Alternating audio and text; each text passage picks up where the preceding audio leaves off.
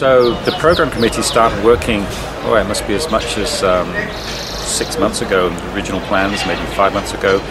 A lot of papers, a lot of interesting papers coming through. What we were looking for mainly was checking new trends, trying to see what's come up in the market, and also finding people, speakers who could provide practical solutions to our members.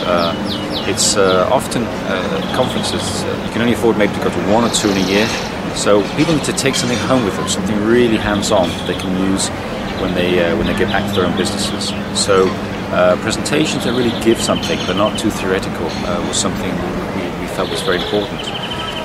We felt it would be important. We also had a focus on sales and marketing, so that there were quite a few, I think more than ever at GALA, there's been presentations dealing with how to sell our companies, how to market our companies, rather than not being so techy as we tend to be sometimes. So that was a new focus that we were very aware of among the committee when we put together the program. Speed networking has always been very popular, but last year it became so popular that the actual format became a problem, with two people talking to each other for 90 seconds or 2 minutes, and then moving on to the next chair after a gong.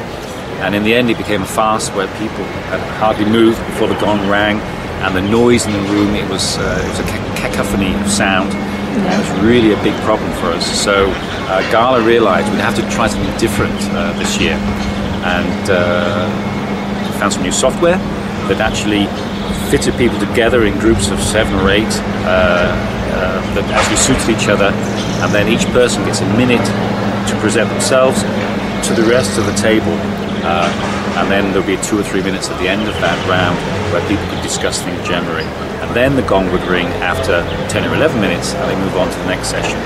And there was an audible sigh of relief amongst the people there. There were 200 people attending this year, 198 anyway, and it just went so well that when we actually stopped, people were saying, can't we go on? There wasn't any time, but the format had helped so much that it was a huge success. So I was very happy that we actually sponsored it at Takes Money. So we couldn't have chosen a better event. So I'm sure that next year GALA will use the same system again. It was very good. When the program committee started discussing the whole conference, we were trying to look at new ways of holding conferences. We wanted to get away from the idea of the same old suspects, the same people speaking about the same things in the same way, having flat plenaries and having very one-way information from presenters. We looked at the stats and we could see that GALA conferences, percentage-wise, is a conference attended by most CEOs, managing directors, decision makers, companies in our industry. And these people, they like to talk, they have ideas, they're used to talking, and they like to share their ideas.